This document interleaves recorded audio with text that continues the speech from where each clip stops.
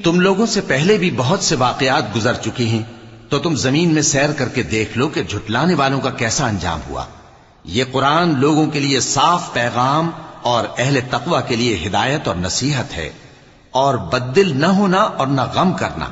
اگر تم سچے مومن ہو تو تم ہی غالب رہو گے۔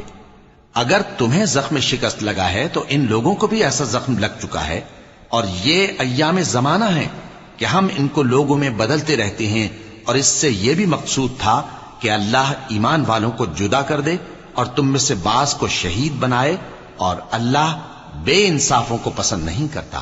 اور یہ بھی مقصود تھا کہ اللہ ایمان والوں کو پاک صاف بنا دے اور کافروں کو نابود کر دے۔